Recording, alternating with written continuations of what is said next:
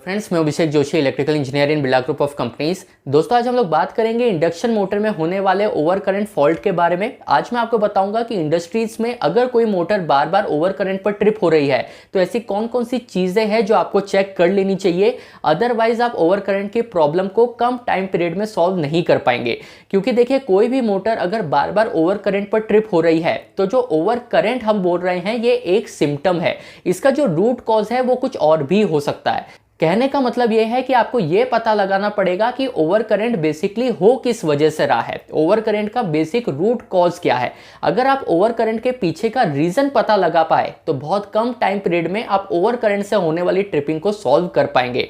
तो आज के इस वीडियो में हम लोग यही देखेंगे कि कौन कौन से पॉसिबल रीजंस होते हैं जिसके वजह से इंडक्शन मोटर में ओवर करंट की ट्रिपिंग आती है। तो दोस्तों, बिना टाइम वेस्ट किए शुरू करते हैं।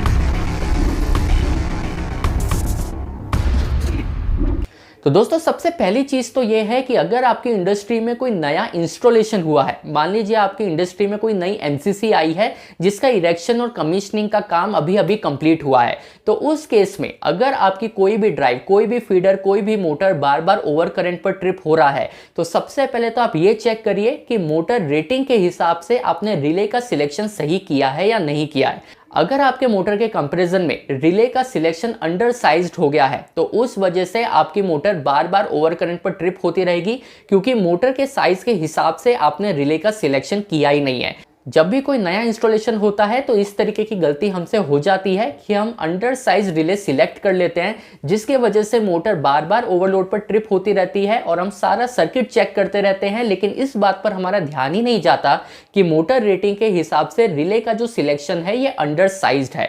तो अगर कोई नया इंस्टॉलेशन हुआ है और ओवर करंट की बार बार ट्रिपिंग आ रही है तो सबसे पहले तो ये देखिए कि आपने जो रिले की रेटिंग सिलेक्ट की है वो मोटर रेटिंग के हिसाब से अप्रोप्रिएट है कि नहीं है।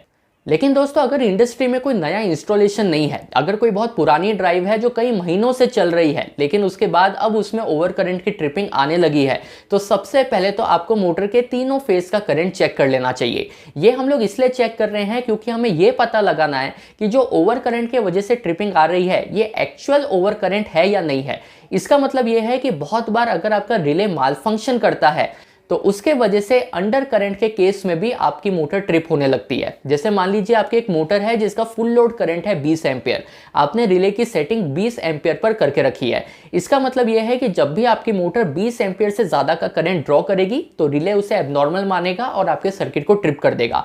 पर अगर मान लीजिए आपके रिले में कोई इंटरनल प्रॉब्लम हो गई है, अगर आपका रिले माल फंक्शन करने लगा है, तो हो सकता है कि मोटर का करंट 15 एम्पियर 16 एम्पियर चल रहा हो लेकिन रिले माल फंक्शन करने के वजह से ओवर करंट की ट्रिपिंग जनरेट करने लगे।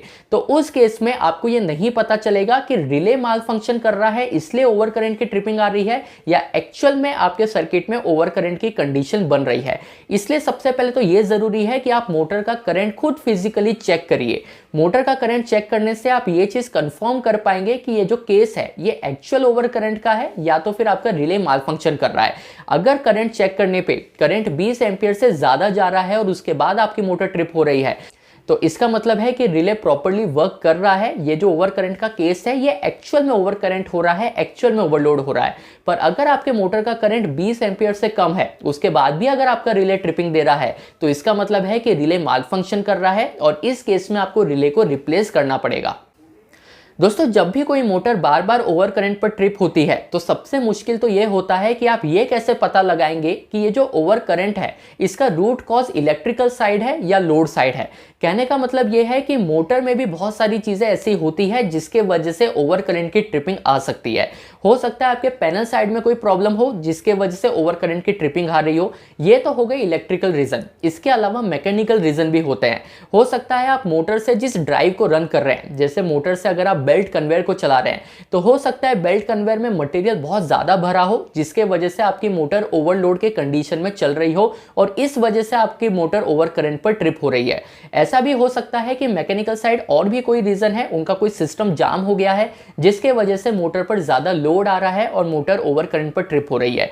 तो आपको सबसे पहले तो यह पता लगाना पड़ेगा कि मोटर में जो ओवर करंट की ट्रिपिंग आ रही है ये लोड साइड आ रही है या फिर मोटर साइड सोर्स साइड आ रही है। ये पता लगाने का सबसे अच्छा तरीका तो ये होता है कि आप मोटर को डीकपल्ड कंडीशन में रन करिए।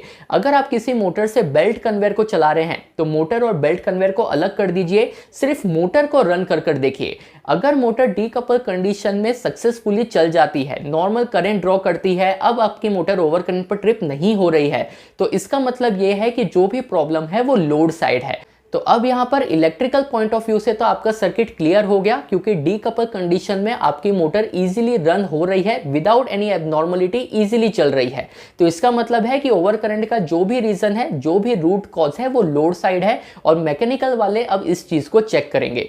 पर मान लीजिए अगर डीकपल कंडीशन में भी आपकी मोटर ओवर करंट पर ट्रिप होती है, तो इसका मतलब यह है कि ओवर करंट का जो भी रूट कॉज हम लोग ढूंढ रहे थे वो इलेक्ट्रिकल साइड ही है। अब वो पैनल में भी हो सकता है और वो मोटर में भी हो सकता है। अब दोस्तों आपके माइंड में सवाल यह आएगा कि अगर डीकपल कंडीशन में भी मोटर ओवर करंट पर ट्रिप हो रही है तो अब क्या पॉसिबल रीजन हो सकते हैं। तो देखिए, पैनल साइड से तो ये हो सकता है कि आपका रिले माल फंक्शन कर रहा हो, तो आप एक बार मोटर का जब 3 फेज का करंट चेक करेंगे तो वहां आपको ये चीज क्लियर हो जाएगी कि रिले माल फंक्शन कर रहा है या नहीं कर रहा। दूसरा रीजन ये हो सकता है कि मोटर में हम लोग जो बेयरिंग यूज करते हैं, अगर वो बेयरिंग सीज हो गई है तो उस वजह से भी आपकी मोटर स्मूथ रनिंग कंडीशन में नहीं आ पाएगी, जिसके वजह से मोटर करंट ज्यादा ड्रॉ करेगी और आपका सिस्टम ओवर करंट पर ट्रिप होता रहेगा। तो अगर आपकी मोटर की बेयरिंग सीज हो गई है या बेयरिंग में कोई प्रॉब्लम है, तो या तो आपको बेयरिंग को चेंज करना पड़ेगा, या तो अगर आपका रनिंग प्लांट है तो आप एक बार मोटर को चेंज कर दीजिए। उसके बाद ये जो एग्जिस्टिंग मोटर है जिसकी बेयरिंग सीज हुई है, उसका मेंटेनेंस आप बाद में इजीली ले सकते हैं। बाद में आपको उसकी बेयरिंग चेंज करनी है या मोटर की ओवरऑलिंग करनी है, वो आप आराम से करवा सकते हैं। लेकिन प्लांट को चलाने के लिए सबसे पहले तो आपको मोटर को रिप्लेस ही करना पड़ेगा। एक रीजन दोस्तों ये भी है कि अगर आपकी मोटर ओवर करंट पर ट्रिप होती है, आप सर्किट को चेक करने जाते हैं और आपको पता चलता है कि 3 फेज में आपने जो पावर फ्यूजेस लगाए थे, वो 3 फेज में से 2 फेज के पावर फ्यूजेस ब्लोन हो चुके हैं, फ्यूज उड़ चुके हैं। तो यहां पर आपको मोटर की अर्थ जरूर चेक कर लेनी चाहिए। इसका मतलब यह है कि आपको मोटर को मेजर करके पहले देख लेना चाहिए, क्योंकि 2 पावर फ्यूजेस ब्लोन हुए हैं, इसका मतलब यह है कि करंट बहुत ड्रास्टिकली हाई गया है। तो ऐसे केस में आपको सबसे पहले यह चेक कर लेना चाहिए कि मोटर कहीं अर्थ तो नहीं हो गई। तो जब तक आप मोटर को मेजर नहीं कर लेते, मोटर का इंसुलेशन रेजिस्टेंस चेक नहीं कर लेते, तब तक आपको मोटर को दोबारा चालू नहीं करना चाहिए। पर अगर आपकी मोटर ओवर करंट पर ट्रिप हुई है पर कोई भी पावर फ्यूजेस ब्लोन नहीं हुए हैं, तो फिर ये नॉर्मल ओवर करंट का केस है। इसमें आपको मोटर को मेजर करने की या अर्थ फॉल्ट के पॉइंट ऑफ व्यू से सोचने की नीड नहीं है। उस केस में जो भी पहले मैंने जो चीजें बताई है, अभी तक इस वीडियो में हमने जो जो रूट कॉजेस देखे हैं, वो सारी चीजें चेक करके आप रीजन को फाइंड आउट कर पाएंगे। तो दोस्तों, मोटर ओवर करंट पर ट्रिप होती है तो कौन कौन सी चीजें आपको चेक करनी चाहिए, ये चीज अगर आपको पकड़ में आई हो तो चैनल को सब्सक्राइब कीजिएगा। मैं आपसे मिलता हूं कल ऐसे एक इंटरेस्टिंग टॉपिक के साथ। तब तक अपना ध्यान रखिए। Good bye.